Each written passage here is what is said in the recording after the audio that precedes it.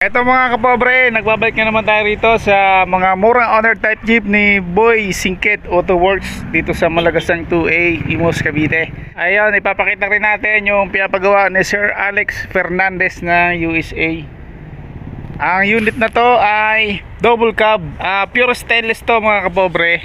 Arip Mazda ang makina, new restore, bagong upholstery, 4 stud. Ayan, negotiable price ng ating unit ay 280,000 pesos. Ayan ang interior natin, mayroong handbrake. Ayan, may maayos tayong dashboard.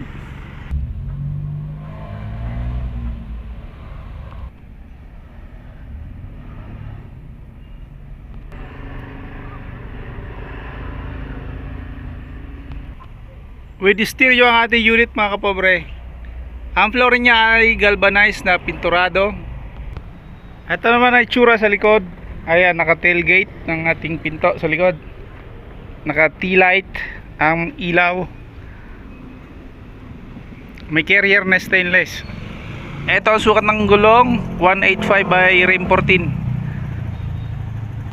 Ayan ang pangilalim natin. Ayan, baggy type lang to mga kapobre. Tapos bagong mga ilaw. Ayan, makinis. Pwede pa itong lagyan ng sticker. Kayo na mamimili kung anong design na gusto nyo. Libre na po yung pa sticker. Ayan, mga ilaw natin bago lahat. Bumper, ayan, formado yung bumper. Silipin natin yung makina. Ito yung makina natin mga kapobre. Ayan, running condition po yan. Ayan, makinis yung pagkabo. Ang ganda ng ating engine bay. Ayan, ito lang po yung itsura ng side natin. Ayan, makinis pa kasi wala pang sticker. Flawless pa siya. Ayan, available pa rin yung ating 4x4 na Wrangler top down. Ito lang po yung 4x4 natin dito. Ayan, naka 6 stud to. Ayan, formado. Ganda.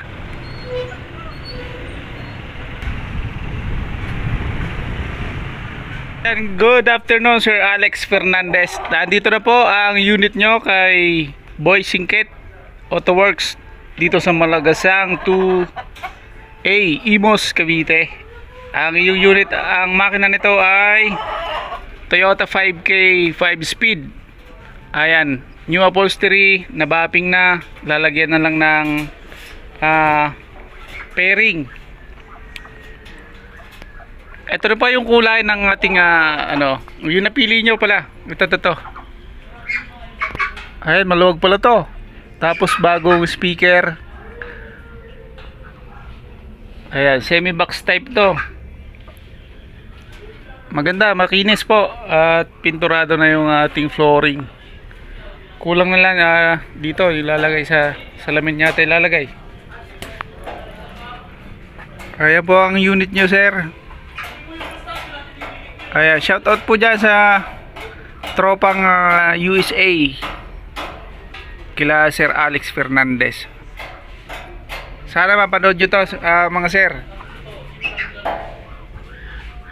Maganda na yung unit ninyo dito sa ating talyer.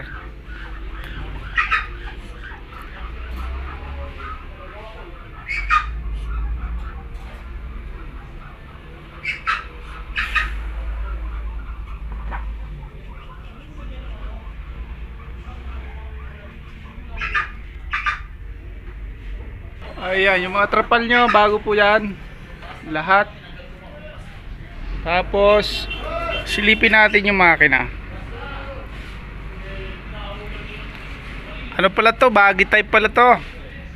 Bago yung mga ilaw oh. Ayan, makinis na yung makina.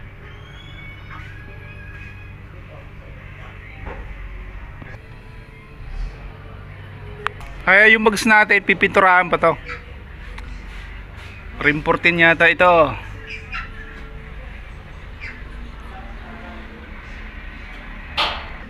Ayan, itong Wrangler from Davao, yung may-ari, binabapping na with aircon. Kaya pasensya na sa video kasi madilim dito sa loob.